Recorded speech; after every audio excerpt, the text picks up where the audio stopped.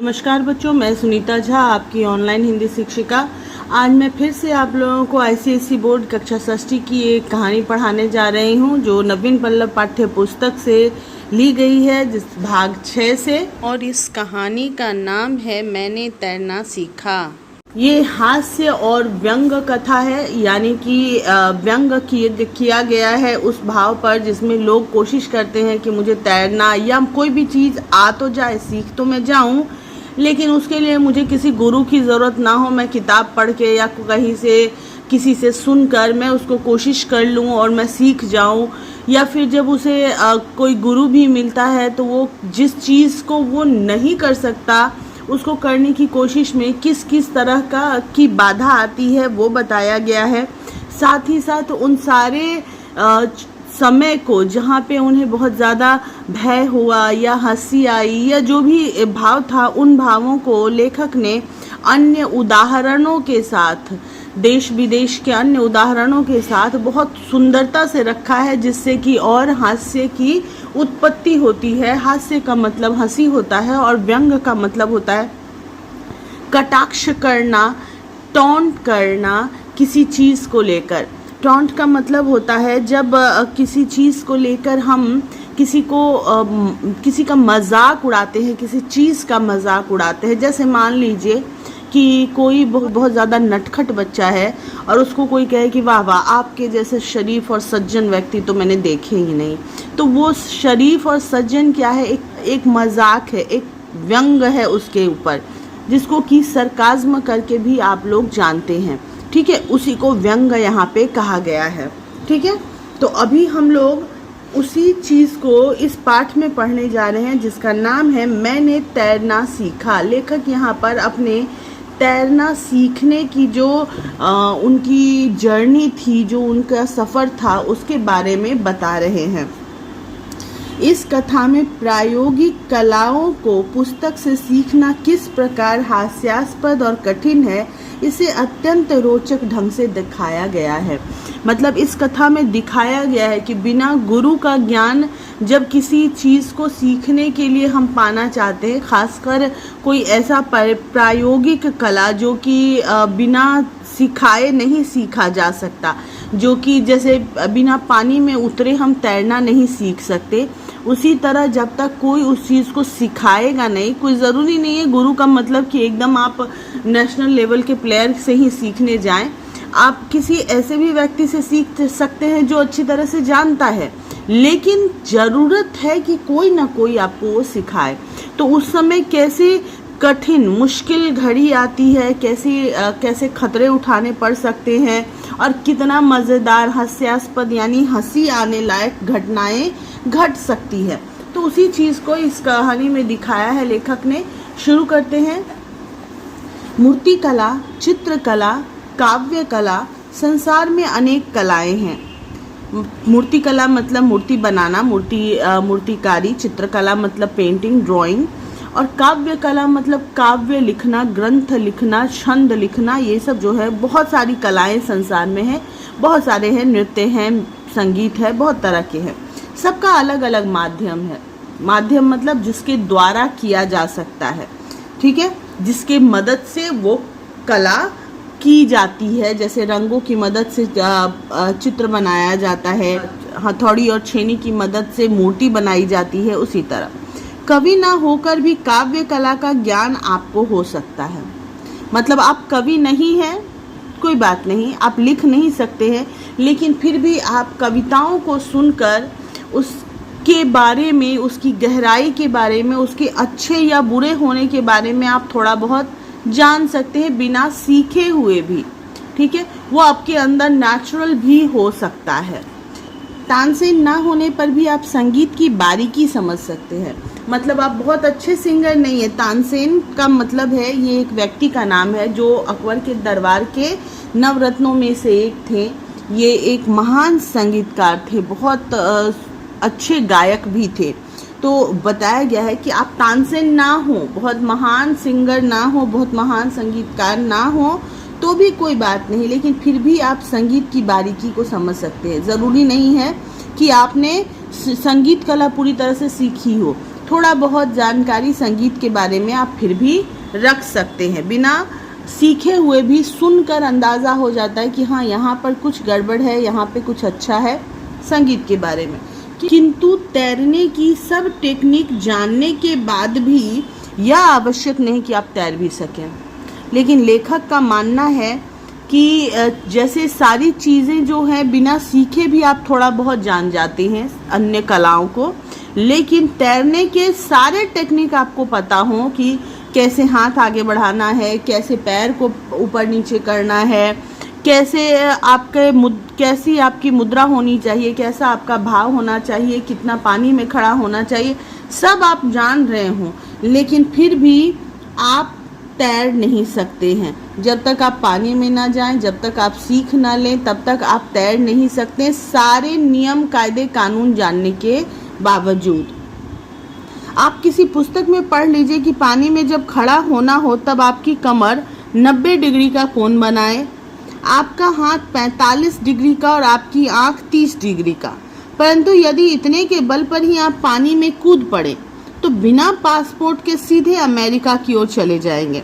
कहने का मतलब है, यहाँ पे लेखक बता रहे हैं कि आपने मान लीजिए कि तैरना सीखने के लिए कोई किताब पढ़ी है, उस किताब में नियम बताया गया है कि जब आप तैरने के लिए पानी में जाते हैं तो आपकी कमर जो है वो 90 डिग्री का कोण बनाए। 90 डिग्री का कोण मतलब इसको कहते हैं 90 डिग्री का कोण बनाना। फिर आपका हाथ जो है वो तैरते समय 45 डिग्री का कोण बनाता हो, इस तरह से आपकी आंखें 30 डिग्री के कोण पे हो, इस तरह से। आपने पढ़ लिया है इन चीज़ों के बारे में किताब में, और अब आपको लगता है कि मैं तैरने के बारे में सब कुछ जानता हूँ, चलो भाई पानी में कूद जाता हूँ, मैं तैर ही लूँगा। तो अगर आप ऐसा सोचकर पानी में कूद जाते हैं कि आपने तैरना सीख लिया है, तो उसमें आप तैर नहीं सकते, बल्कि सीधे अमेरिका की ओर चले जाएंगे बिना पासपोर्ट के। आपको पासपोर्ट की भी ज़रूरत नहीं पड़ेगी। अमेरिका लेखक ने क्यों कहा है? स्वर्ग नर्क जो होता है वो कह सकते थे, लेकिन लेखक ने बताने की कोशिश की है कि जैसे धरती गोल है, हम जानते हैं कि धरती के इस छोर पे हिंदुस्तान है और इस छोर पे अमेरिका है। तो अगर आप यहाँ डूबेंगे तो अगर नीचे नीचे बहते जाएंगे तो यहीं पे पहुँचेंगे, है ना। ऐसा सोचकर लेखक ने मजाक उड़ाने के लिए ऐसा कहा है कि अगर आप ऐसे ही कूद गए पानी में तो आप निश्चित रूप से डूब जाएंगे, और डूबते डूबते गहरे और गहरे जाते जाते यहाँ तक कि आप अमेरिका में जाके निकलेंगे। ये मजाक उड़ाते हुए कहा गया है, ऐसे कोई अमेरिका पहुँच नहीं जाता, आप लोग कोशिश मत कर लीजिएगा। यही एक कला है जिसमें पांडित्य तथा क्षमता प्राप्त करने के लिए आपको सशरीर माध्यम में प्रवेश करना पड़ता है। लेखक बताना चाहते हैं कि ड्राइंग, नृत्य, संगीत जो भी है आप ऊपर भी सीख सकते हैं, लेकिन एकमात्र तैरने की कला ऐसी है जिसमें पांडित्य यानी कि गहरा ज्ञान प्राप्त करने के लिए, क्षमता प्राप्त करने के लिए कि हाँ आपको तैरना आ जाए और आप तैर सके ढंग से, उसके लिए आपको सशरीर यानी अपने शरीर के साथ उस माध्यम में प्रवेश करना पड़ता है, माध्यम में घुसना पड़ता है जिसके द्वारा हम तैरते हैं। और माध्यम क्या होता है? पानी, नदी, तालाब, जहाँ पे हमको तैरना सीखना है, तो उस माध्यम में, उस पानी के स्रोत में हमें सशरीर घुसना ही पड़ता है। और अगर हम पानी में ना जाएं तो हम तैरना नहीं सीख सकते, सिर्फ पढ़कर या सुनकर नहीं सीखा जा सकता है। मूर्ति बनाने के लिए यदि कोई पत्थर पर सिर टकराए तो मूर्तिकार बनने से पहले उसे कुछ दिन किसी अस्पताल की स्प्रिंगदार चारपाई पर आराम करना होगा। लेखक यहाँ पर भी व्यंग कर रहे, मजाक और हंसी के साथ कह रहे हैं कि अगर आपको मूर्ति बनाना है और मूर्ति बनाने से पहले आप क्या कर रहे हैं, अपने सर को उस पत्थर पर टकरा रहे हैं कि मूर्ति बन जाएगा, तो मूर्ति बनेगा नहीं, बल्कि आपको उससे पहले अस्पताल में जाना होगा जहाँ की चारपाई जो होती है स्प्रिंग लगी हुई होती है, यानी कि उसको गोल घुमा करके एक तरफ से उठाया जा सकता है, उसको लिटाया जा सकता है। तो अगर आपने कोशिश की सर टकराकर मूर्ति बनाने की तो आप पहुंच जाएंगे सीधे चारपाई पर अस्पताल की, यानी आप हॉस्पिटल पहुंच जाएंगे, जख्मी हो जाएंगे। संगीत के स्वरों पर मास्टरी करने के लिए यदि बाजों से आप बजने लगे तो आपको सिफारिश करके किसी ऐसे कारखाने में जाना होगा जिसमें मस्तिष्क की मरम्मत होती है।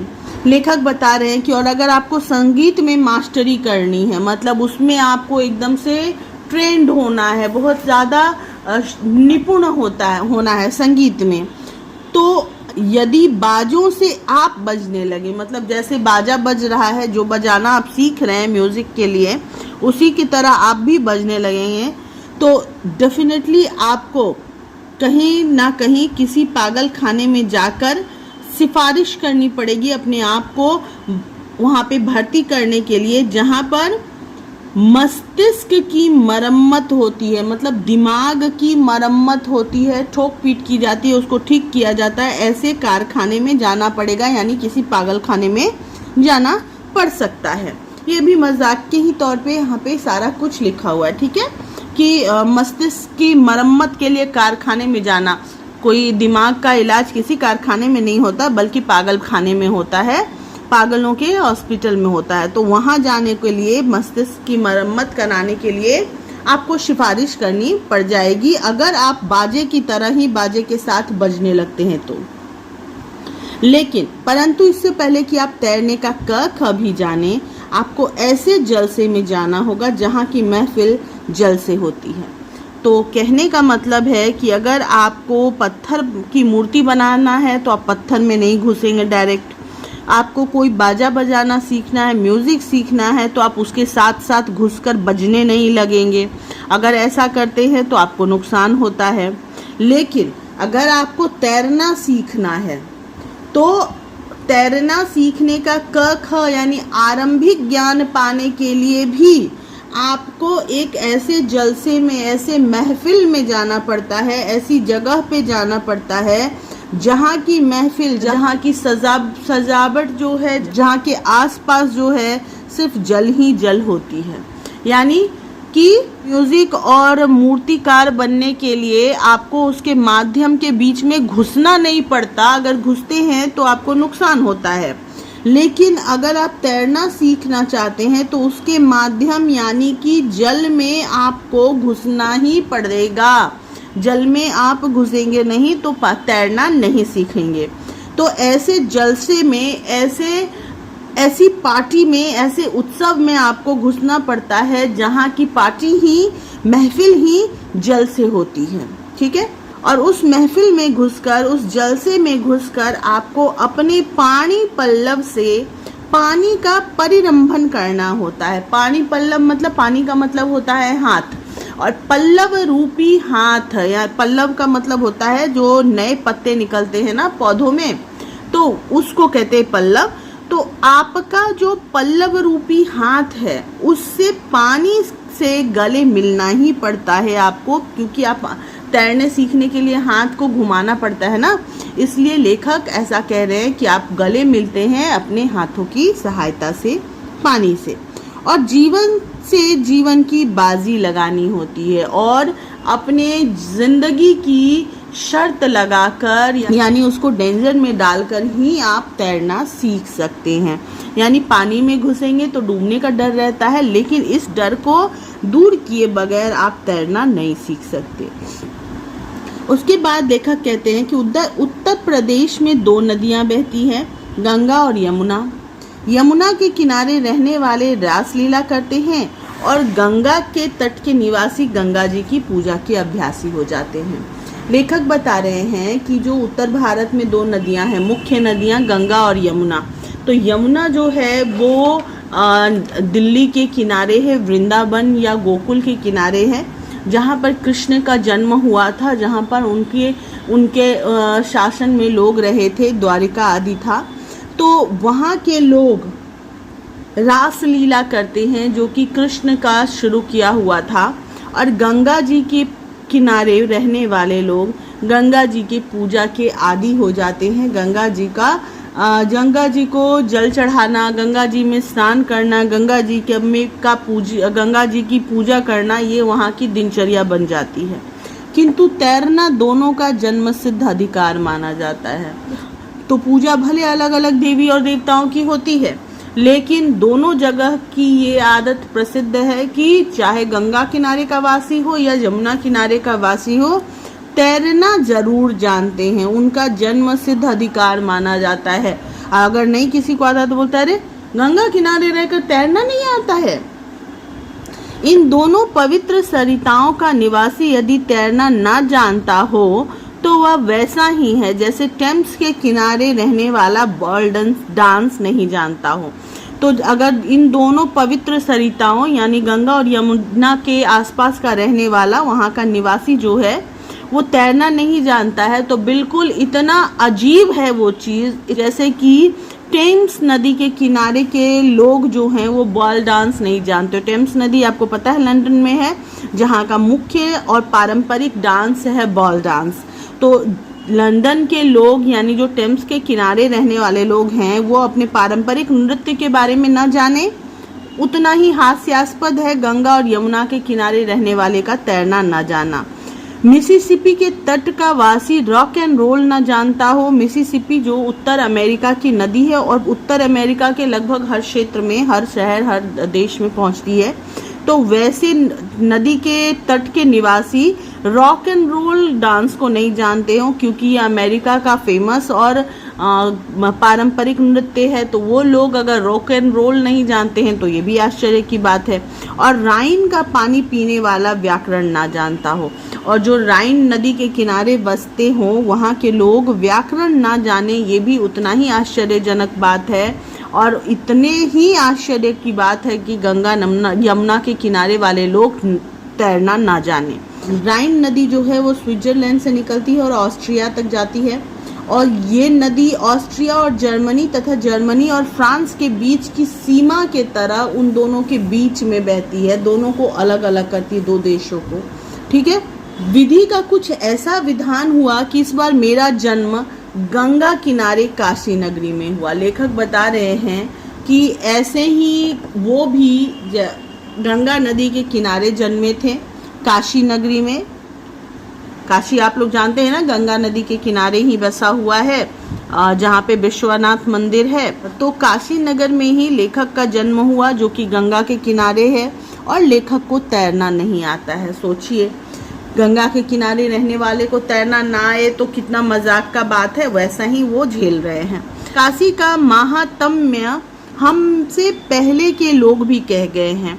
मतलब काशी के बारे में कहा जाता है, वहाँ का महात्म्य मतलब कि वहाँ की महिमा जो है उसके बारे में ये कहा गया है कि काशी में जन्म लेना या वहाँ पे मृत्यु को प्राप्त करना सीधे मोक्ष का द्वार है। वो शिव का स्थान है और शिव की नगर है।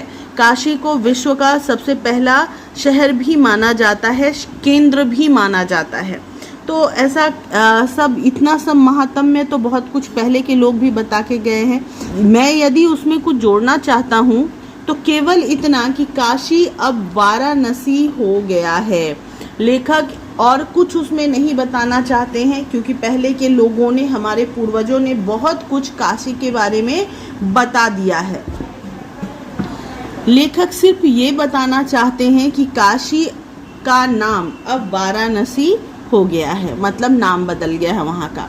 यहाँ का लंगड़ा आम बहुत दूर दूर तक पहुँच जाता है। काशी का जो प्रसिद्ध आम है लंगड़ा आम, लंगड़ा होते हुए भी, हालांकि आम कभी लंगड़े नहीं होते, उनके पैर तो होते नहीं हैं, लेकिन नाम चूंकि लंगड़ा है इसलिए मजाक उड़ाते हुए लेखक ने कहा है कि लंगड़ा आम जो है लंगड़ा होते हुए भी देश के बहुत अलग अलग क्षेत्रों तक पहुंच गया है, बहुत दूर दूर तक पहुंच गया है। यहाँ की मिट्टी दूसरे जन्म में सोना हो जाती है, और यहाँ कपड़ा कम पहनिए तो महाजन और ना पहनिए तो देवता हो जाइए। और जो वाराणसी के रहन सहन है उसके अनुसार कहा गया है कि यहाँ की मिट्टी जो है वो दूसरे जन्म में जाते जाते सोना के समान महत्वपूर्ण, कीमती मानी जाती है, बहुत ज़्यादा पवित्र मानी जाती है। और अगर यहाँ पे कपड़ा आप कम पहनते हैं तो आप महाजन हैं, यानी कि सिर्फ धोती और जनेऊ डाल के घूम रहे हैं तो आप महाजन हैं, और नहीं पहनते हैं तो आप तो देवता तुल्य हो गए हैं। आपने तो सब कुछ मोह माया त्याग दिया है, आप देवता समान हो चुके हैं। यहाँ गंगा का वही महत्व है जो सरकारी कागजों पर साइन का, मतलब सरकारी कागज पर सब कुछ लिखा हुआ है लेकिन किसी ऑफिसर का साइन नहीं है, तो वो सरकारी कागज किसी मतलब का नहीं है, बेकार है। ऑफिसर का साइन होने के बाद ही उस सरकारी कागज का वैल्यू होता है और उससे कोई काम हो पाता है। उसी तरह वाराणसी का भी महत्व गंगा से ही बना हुआ है। विवाह में नाइन का तथा रेलवे में लाइन का। रेलवे में लाइन का महत्व तो आपको पता ही है, बगैर रेलवे लाइन के रेल चल ही नहीं सकती, तो लाइन का महत्व बहुत है ही। उसी तरह शादी ब्याह में नाइन होती हैं, वो आती हैं और बहुत से रीति रिवाजों को पूरा करती हैं, तभी शादी का कार्यक्रम आगे बढ़ पाता है। तो लेखक बताते हैं कि गंगा का इतना ही इम्पोर्टेंस है वाराणसी में, जितना कि सरकारी कागज में साइन का हो सकता है, रेलवे में रेलवे लाइन का और विवाह में नाइन का। मतलब इनके बिना जिस तरह से काम नहीं चल सकता, उसी तरह गंगा के बिना वाराणसी का कोई महत्व नहीं है। इस तरह गंगा किनारे रहकर तैरना जानना भी जरूरी था। और इसी तरह जिस तरह इतना इम्पोर्टेंट जब है गंगा वाराणसी में, और गंगा किनारे रहकर तैरना ना आए तो इतना हास्यास्पद भी हो सकता है, इतना मजाक भी उड़ाया जा सकता है। तो इस सब को देखते हुए लेखक बता रहे कि गंगा किनारे रहकर तैरना जानना बहुत ज़रूरी था। सभी का आग्रह था, आग्रह मतलब रिक्वेस्ट ही नहीं, जोर भी था, मतलब सब जिद भी कर रहे थे और दबाव भी था, मतलब उन पे प्रेशर भी बना रहे थे कि वे तैरना सीख ले, क्योंकि गंगा किनारे रहकर तैरना नहीं जानना बहुत ज़्यादा शर्मिंदगी की बात। तो लेखक ने निश्चय किया, मैंने निश्चय किया तैरना सीखूंगा। लेखक ने निश्चय किया कि वे तैरना सीखेंगे, आखिरकार अपने इस मजाक का, अपने इस कलंक को दूर करेंगे ही। अब मैं गुरु की खोज करने लगा। अब उनको सीखना था तो सिखाने के लिए कोई गुरु तो चाहिए, खोजने लगे। कविता वही ऊंची जिस पर दिमाग की सीढ़ी चढ़ ना सके, और डॉक्टर वही बड़ा जिसका पुर्जा कोई पढ़ ना सके। लेखक फिर मजाक उड़ाते हुए कहते हैं कि कविता सबसे अच्छी उसी को मानते हैं जिस पर हमारे दिमाग की सीढ़ी ना चढ़ सके, मतलब हम समझ जिस कविता को नहीं सकते हैं उसी को लोग कहते हैं कि आहा कितनी गहराई है इस कविता में, वाह बहुत सुंदर। तो मतलब जिसको हम समझ ना सके, कविता वही सबसे बेस्ट।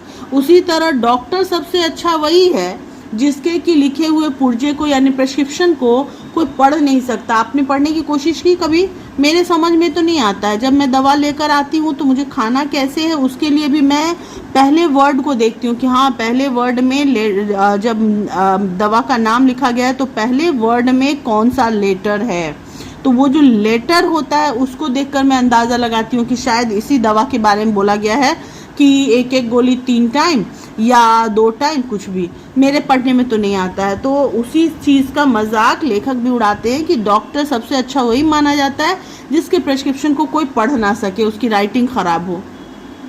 हमारे नगर में व्यायाम के एक महापंडित थे। वाराणसी में जहाँ पे लेखक रहते थे वहाँ पर व्यायाम के यानी कि एक्सरसाइज के एक महापंडित ज्ञानी थे, बड़ा नाम था उनका। लोगों का कहना था कि यह दिल्ली में डुबकी लगाते थे तो आगरा आकर निकलते थे, इतना फेमस थे वो, और उनके बारे में इतनी चर्चाएं थी कि ये हद भी हो गया था कि कहा जाता था कि दिल्ली में डुबकी लगाते थे यमुना नदी में, और वहाँ से तैरते तैरते पानी के अंदर अंदर आगरा जब पहुँचते थे तभी अपना सर बाहर निकालते थे। इतने वो पारंगत थे तैरने की विद्या में। मुझे इस पर विश्वास कम था। लेखक इस चीज़ को नहीं मानते थे कि ये सच होगा, जैसा कि मैं नहीं मानती हूँ। तो लेखक को भी विश्वास नहीं था कि वो ऐसा कर पाते होंगे। हाँ, दिल्ली से मथुरा आ सकते होंगे। लेखक मानते थे कि हो सकता है दिल्ली में डुबकी लगाते होंगे तो मथुरा में आके निकलते होंगे, लेकिन आगरा तक नहीं आ सकते होंगे, ऐसा लेखक मानते थे। मतलब कि जितना फेमस वो थे उतने काबिल नहीं होंगे, हाँ उससे थोड़े बहुत ज़्यादा तो उतने काबिल तो होंगे, ऐसा लेखक मानते थे। जल पर उनका प्रभाव असीम था। असीम का मतलब जिसकी कोई सीमा ना हो, कोई ओर छोर ना हो, कोई लिमिट ना हो। तो जल पर यानी पानी में उसका उन गुरु जी का उतना ही दबदबा था, उतना ही उनका प्रभाव था। उनके चेले भी देश विदेशों में ख्याति प्राप्त कर चुके थे। ख्याति मतलब प्रसिद्धि प्राप्त कर चुके थे। देश और विदेश में उनके चेले, उनके स्टूडेंट फेमस हो चुके थे। यूँ तो वे आसन, प्राणायाम तथा अनेक शारीरिक कसरतों के उस्ताद माने जाते थे, परंतु तैरना तो उनके लिए वैसा ही था जैसे मच्छर के लिए मसहरी में घुस जाना। हालांकि वो बहुत तरह के एक्सरसाइज करवाते थे, कसरत करवाते थे, प्राणायाम भी करवाते थे, आसन भी करवाते थे, बहुत चीज़ों के उस्ताद यानी गुरु माने जाते थे, वे सब में वो पारंगत थे। लेकिन विशेषकर तैरना उनके लिए वैसे ही था, मतलब तैर वो इतनी आसानी से लेते थे जैसे मच्छर बड़ी आसानी से मसहरी में यानी कि मॉस्किटो नेट में घुस जाते हैं ना। कितना भी आप मच्छरदानी को सिक्योर कर लो, कितना भी उसको संभाल के लगा लो, लेकिन मच्छर घुस ही जाते हैं ना। तो मच्छर जैसे इस काम में माहिर होते हैं, मच्छरदानी में घुसने में, मॉस्किटो नेट में घुसने में, उसी तरह लेखक के गुरु जो थे वो तैरने में माहिर थे। मैंने उन्हीं से तैरना सीखने का निश्चय किया और लेखक ने सोचा कि जब तैरना ही है, सीखना ही है, तो ऐसा ही कोई गुरु होना चाहिए जो बड़ा पारंगत हो। तो उन्हीं से उन्होंने तैरना सीखने का फैसला किया। मैं उनसे मिला, गुरु से। उन्होंने तैरना सीखने के मेरे प्रस्ताव का स्वागत किया। तो लेखक जब गुरु से मिले तो गुरु जी ने उनके इस सोच को, उनकी इस चाहत को कि वो तैरना सीखें, उसका बहुत खुशी से स्वागत किया। उनके इस क्या बोलते हैं रिक्वेस्ट को उन्होंने खुशी से उनका स्वागत किया, मान लिया। 5 मिनट तैरने के लाभों पर भाषण भी दिया और जैसे उनको ये बात अच्छी लगी कि हाँ लेखक तैरना सीखना चाहते हैं, तो इस चीज़ को सुनकर गुरुजी ने 5 मिनट तक लगातार तैरने के जो बेनिफिट्स हैं उसके बारे में लेखक को बताया। 2 अवसरों पर मुझे जान पड़ा कि भाषण की बीमारी बहुत व्यापक है और जब वो तैरना सीखने गुरुजी के पास गए तो 2 ऐसे मौके आए जहां उनको लगा कि ये जो भाषण की बीमारी हो गई है ना लोगों को, लोग सामने वाले को जो सीख देने लगते हैं वो बहुत व्यापक यानी कि बहुत ज़्यादा फैल चुका है चारों ओर, रक्तचाप रोग के समान, मतलब ब्लड प्रेशर की बीमारी की तरह। कहने का मतलब है कि जिस तरह आजकल के समय में ब्लड प्रेशर की बीमारी बहुत ज़्यादा फैल रही है समाज में, हर दूसरे तीसरे व्यक्ति को हो जाती है, उसी तरह भाषण देने की जो बीमारी यानी लत लग गई है वो भी बहुत ज़्यादा विस्तृत रूप से फैल रही है। लोग देते हैं भाषण जहाँ तहाँ। मैं समझ गया कि संसार के सारे रोग दूर हो सकते हैं, देशों की आपसी लड़ाई बंद हो सकती है, चंद्रमा पर धान की खेती हो सकती है, किंतु भाषण देना बंद नहीं हो सकता। फिर ये कटाक्ष किया गया है, जो चीज़ असंभव है कभी भी देशों में लड़ाई नहीं बंद हो सकती, क्योंकि एक दूसरे को श्रेष्ठ समझना या श्रेष्ठ बनाने की कोशिश करना, दूसरे की ताकत को छीनने की कोशिश करना, ये विचार लोगों के मन से कभी ख़त्म ही नहीं हो सकता है। तो जब तक ये विचार ख़त्म नहीं होंगे तब तक लड़ाई बंद नहीं होगी। संसार से सारे रोग दूर कभी हो ही नहीं सकते हैं, बीमारी तो रहेगी ही रहेगी लोगों के अंदर। उसी तरह चंद्रमा पर धान की भी खेती नहीं की जा सकती क्योंकि वहाँ पानी नहीं है। तो जिस तरह ये सारे चीज़ असंभव हैं, उस बात को लेकर बोला गया कि असंभव चीज़ें भी संभव हो सकती है, लेकिन लोगों में भाषण देने की जो इच्छा जागृत हो गई है, बीमारी बढ़ गई है, वो कभी खत्म नहीं हो सकती, ऐसा लेखक का सोचना था। भाषण में उन्होंने तैरने के जितने लाभ बताए उतने किसी विटामिन से संभव नहीं, ना किसी इंजेक्शन से, ना मंत्र से।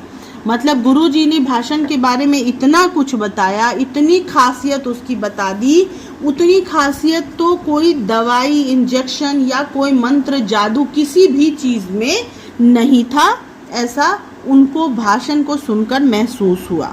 उन्होंने कुछ लेना स्वीकार नहीं किया, मतलब उनको फी नहीं चाहिए था गुरुजी को। तैरने की शिक्षा देने में उनका एकमात्र उद्देश्य देश की सेवा थी।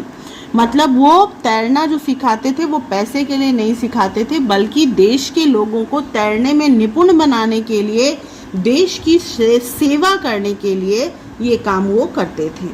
युवकों को देश सेवा योग्य बनाना था और इसके लिए तैरना बड़ी ज़रूरी है, ऐसा गुरुजी का मानना था। शांति में, युद्ध में, यात्रा में, प्रेम में तैरने का महत्व ही नहीं, उपयोगिता भी थी, जिसकी सूची यहाँ देना आवश्यक नहीं। तो गुरुजी ने जो भाषण दिया था उसमें उन्होंने बताया था कि शांति हो देश में या युद्ध हो, कहीं यात्रा में आप जा रहे हो तो, प्रेम में आप पड़े हुए हैं तो भी, नफरत में है तो भी, यानी हर क्षेत्र में आपके जीवन के हर मोड़ पर तैरने का महत्व ही नहीं था बल्कि उपयोगिता थी, आवश्यकता थी। और इतनी चीज़ें लेखक के गुरुजी ने बताया था उनको, इतनी लंबी सूची उसकी उपयोगिता की बताई थी, जिसकी सूची देना लेखक ने यहाँ ज़रूरी नहीं समझी, लिस्ट बताना यहाँ ज़रूरी नहीं समझा। ठीक है, तो अब यहाँ गुरुजी से बात हो चुकी है तैरना सीखने के लिए। अब देखते हैं अगला कार्यक्रम। शनिवार का दिन था, मई का महीना और 5 बजे संध्या का समय, जब वो तैरने के लिए गंगा के तट पर पहुंचे। उस दिन शनिवार का दिन था, मई महीने का 5 बजे शाम का समय भी था। मेरे भावी गुरु, यानी जो भविष्य में उनके गुरु बनने वाले थे, वे गुरु वहाँ उपस्थित थे, गंगा के किनारे पे, गंगा के तट पे। और भी 2-3 शिष्य थे जिन्हें तैराकी कला में पारंगत होना था। तो गुरुजी वहाँ पे थे ही, साथ ही उनके 2-3 और शिष्य भी थे जिनको तैराकी कला में पारंगत मतलब एकदम से निपुण होना था, ट्रेन होना था। वहाँ जांघिया पहने घाट पर मौजूद थे और लेखक के पहले ही वो तीनों 2-3 शिष्य जो थे वहाँ पे पहुँच चुके थे, जो जांघिया पहन के घाट पे खड़े थे, मौजूद थे।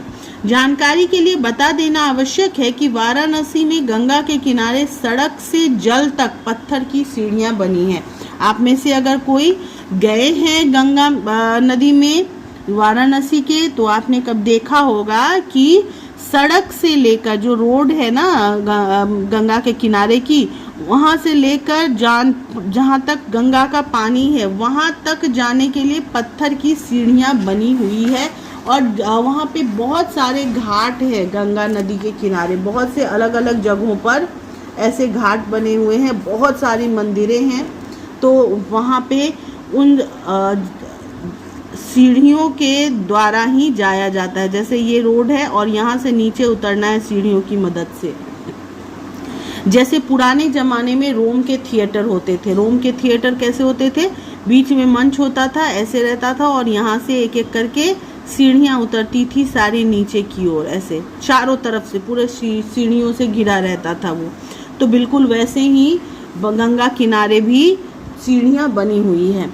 मंच के चारों ओर सीढ़ियाँ बनी रहती थी जैसे रोम में, वैसे ही, जिन पर साधारण लोग बैठकर तमाशा देखते थे। और जब वहाँ पे जब कोई प्ले होता था थिएटर में, रोम में, तो जो साधारण लोग होते थे, उस शहर के वासी जो होते थे, वे लोग उसी सीढ़ियों पर बैठकर तमाशा देखते थे।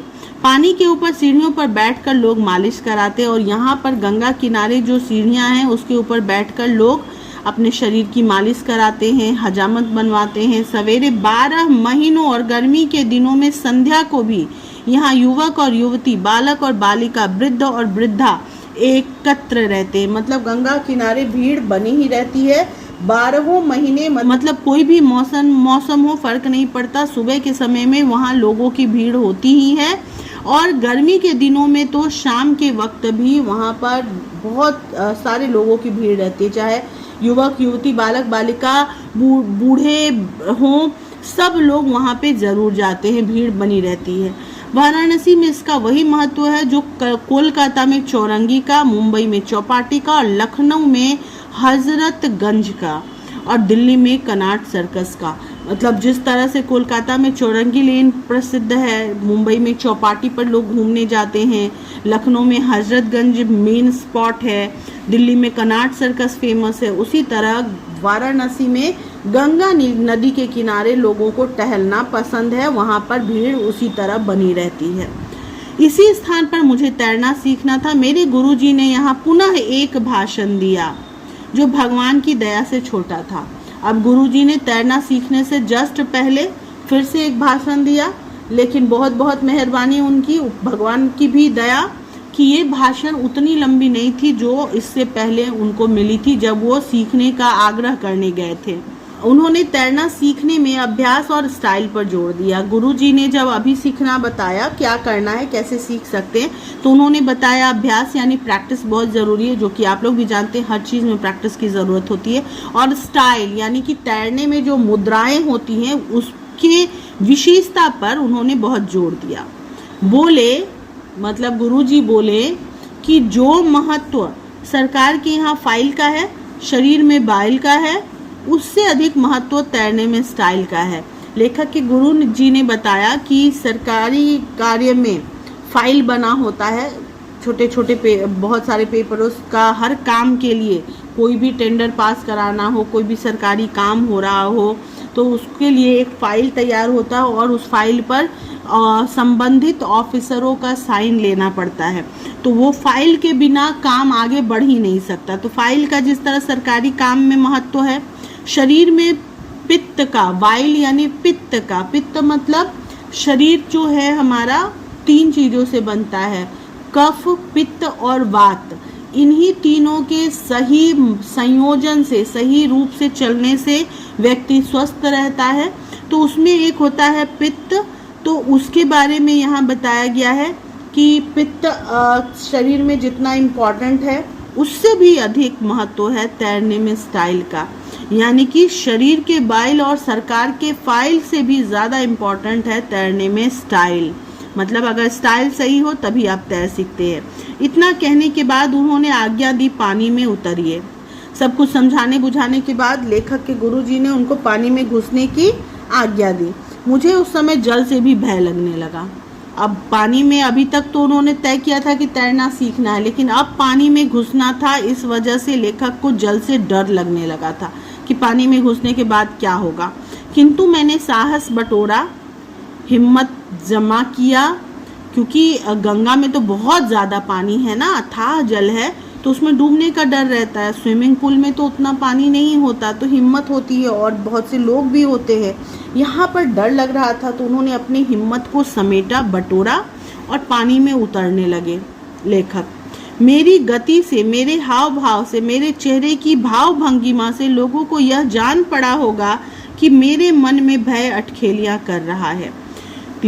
लेखक बता रहे हैं कि मेरी गति से, यानी कि पानी में उतरने का जो स्पीड था, डर लग रहा था घुसने में, इसलिए बड़े धीमे धीमे उतर रहे थे, तो उस स्पीड से उनके हाव भाव, यानी उनके चेहरे के जो भाव थे, एक्सप्रेशन थे, उनके चेहरे के भाव भंगिमा, यानी कि जो बनावट हो रही थी, जो चेहरे पर जो दिख रहा था डर, उन सब को देखकर लोग ये जान गए होंगे कि लेखक के मन में भय जो है, डर जो है, अटखेलियाँ कर रही हैं, यानी कि उसमें चुलबुलापन, शरारत आदि ज़रूर कर रही होगी। ऐसा लोगों को लेखक को देखकर ही समझ में आ गया होगा, क्योंकि सभी की आंखें मेरी ओर इस प्रकार देख रही थी मानो मनुष्य नहीं, कोई चिड़ियाघर का निवासी तैरने जा रहा हो।